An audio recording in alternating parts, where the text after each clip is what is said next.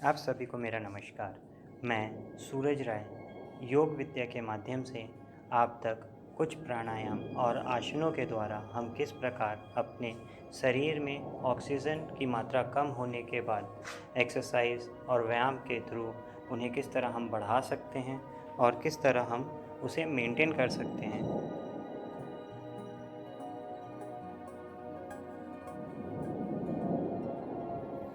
सबसे पहला प्राणायाम भस्त्रिका प्राणायाम। इस प्राणायाम में हम अपने राइट नोस्ट्रल को क्लोज करेंगे, लेफ्ट नोस्ट्रल से लंबी गहरी सांस अंदर लेंगे और सांस बाहर छोड़ेंगे। इसको कंटिन्यूसली करना है। कम से कम 10 बार सांस अंदर लें और 10 बार सांस बाहर की ओर छोड़ें।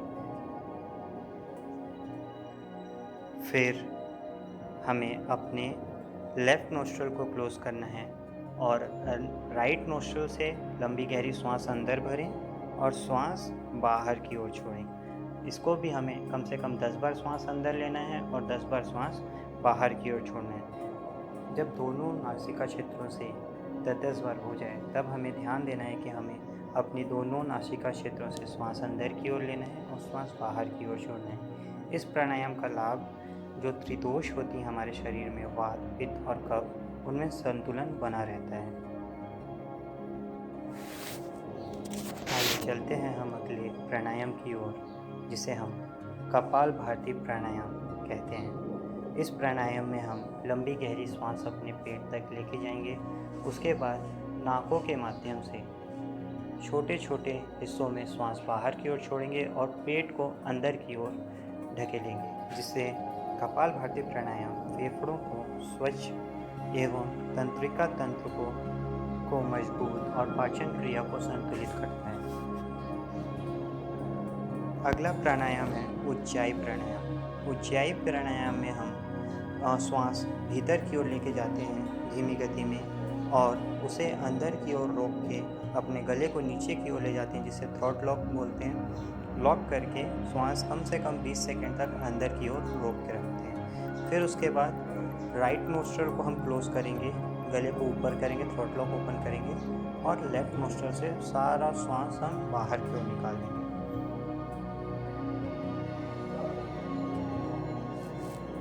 अगला प्राणायाम अनुलोम विलोम प्राणायाम।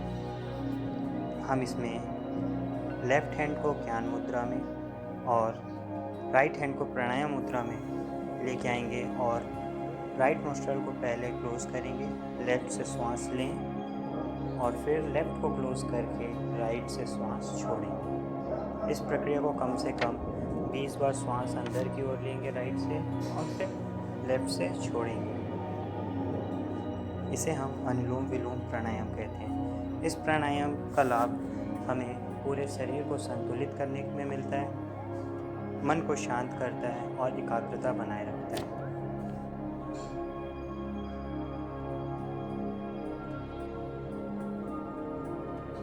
अगला प्राणायाम भ्रामरी प्राणायाम। इस प्राणायाम में हम अपने दोनों कानों को बंद करेंगे, चारों उंगलियों को आंखों के ऊपर ला के रखेंगे और लंबी गहरी सांस लेंगे और श्वास हमें मधुमक्खी की भांति आवाज़ करते हुए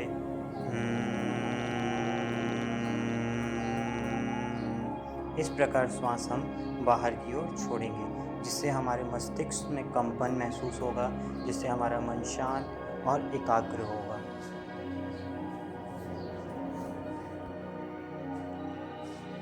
ठीक इसी प्रकार हमें इन पांचों प्राणायाम क्रियास को हर दिन करना है और इनके द्वारा हम अपने ऑक्सीजन लेवल को मेंटेन रखेंगे, हम स्वस्थ रहेंगे, अपने शुभचिंतकों को भी स्वस्थ रखेंगे। इस प्राणायाम के लाभ को खुद भी हम ग्रहण करेंगे और दूसरों को भी हमें बताना है। यही एक मात्र रास्ता है जिससे हम इस महामारी के दौर में सुरक्षित रह सकते हैं। आप सभी अपने घरों में इसे सरलतापूर्वक करें और स्वस्थ रहें।